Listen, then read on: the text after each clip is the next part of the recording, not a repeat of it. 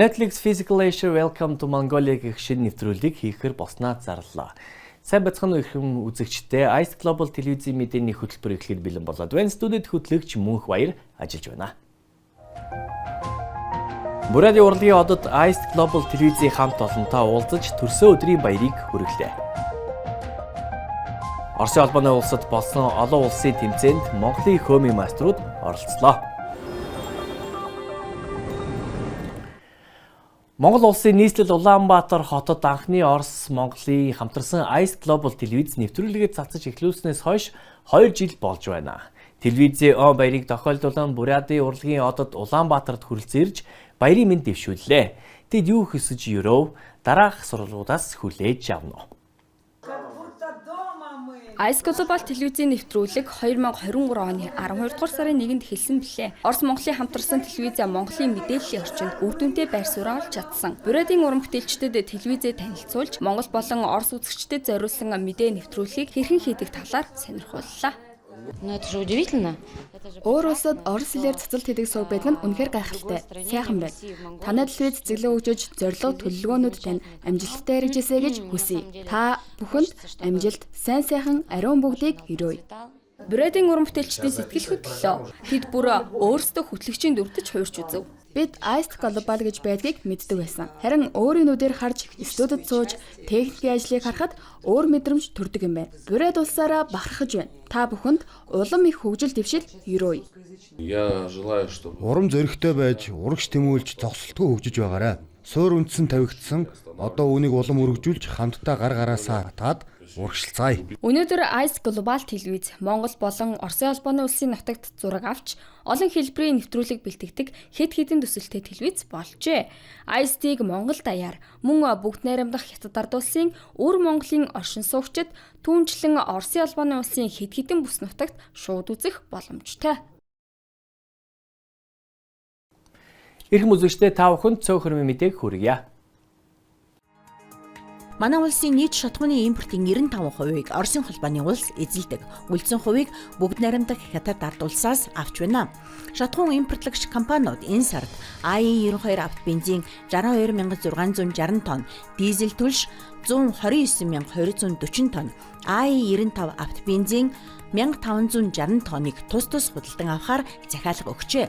Энэ сард нийтдээ 193460 тонн шатхуун импортлох юм. Богдхан уулын Чандманы ам гэх газарт буг эврээрээ торон хашаанд орооцолджээ. Түүнийг Богдхан уулын дархан цаадад газрын хамгаалалтын захиргааны ажилтнууд болон хүмүүс хамтран шуурхай арга хэмжээ авч суллан байгальд нь тавьсан байна.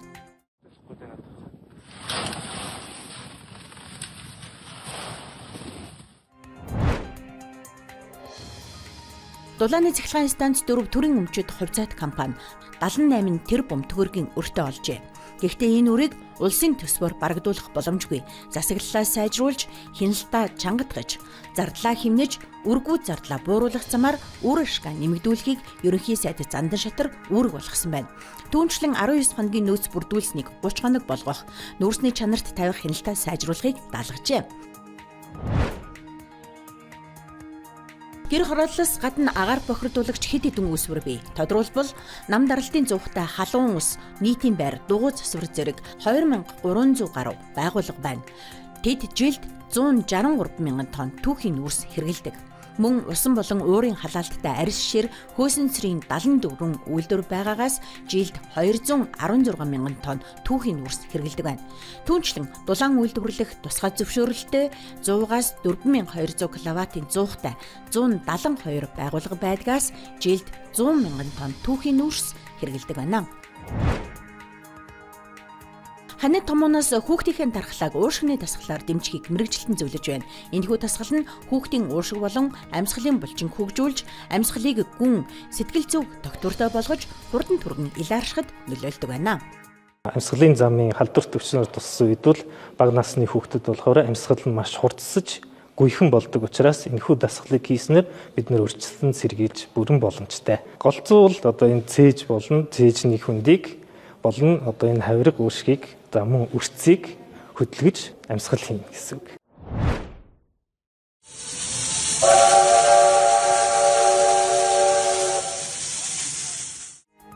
Өвлийн өвөгийн галт тэрэг өдрийн 12 цаг 40 минутад Улаанүд хотноо хүрэлцэн иржээ. Түүний туслахуйд болоод шиддэнгүүдийг 3700 гар өвхөн угтан авсан байна. Галт тэрэг оройн 20 цаг 40 минут хүртэл саадсан бөгөөд энэ үеэр хүмүүс өвлийн өвөгийн хөдөлгөөнд ордонд зочилж, биечлэн уулзаж, цай ууж, бэлэг авах болоод шинэ жилийн жүжигжилсэн тоглолтод оролцсон байна. Энэ жилийн явуулын бүрэлдэхүүнд засан хатны богоо нэмэгдснээр онцлог байсан бөгөөд хүссэн хүн бүр зочлох боломжтой байлаа.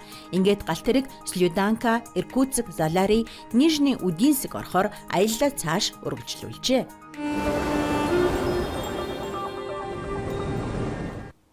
Монголын хөөмийн маструуд Оросын албаны улсад болсон олон улсын тэмцээнд оролцож бидэнтэй сэтгэлээ хуваалцлаа. Дэлгэрэнгүй дараах сурвалжгаар хүлээнэ.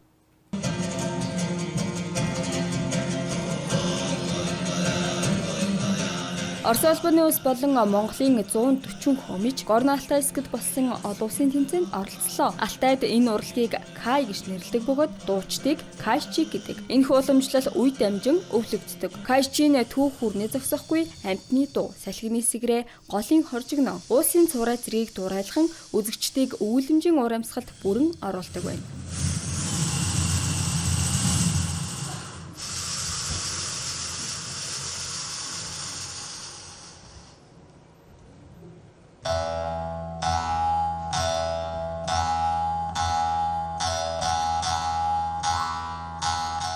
Монголын зочид Алтайд анх удаа ирсэн бөгөөд хүлээн авалтад сэтгэл хангалуун байлаа. Монгол улсыг төлөөлж Увс аймгийн Монгол улсын Увс аймгаас Монгол улсын авиач жүжигчин Элдвийн Цэрэг нэрэмжит ойр театрын уран бүтээлчид Горны Алтай хотод одоо өөрсдөө өв соёлыг түгээхээр хүрэлцэн ирээд байна. Тэгээд Увс аймгийн ойр театрын уран бүтээлчдийг одоо бид бүхний хүлээн авч ая тухтай орчинд одоо тийм ээ энэ сайхан фестивальд урьдсан явдал та бүхэнд маш одоо баярлалаа гэдгээ илэрхийлье нийт уран бүтээлчдийн нэрнээс.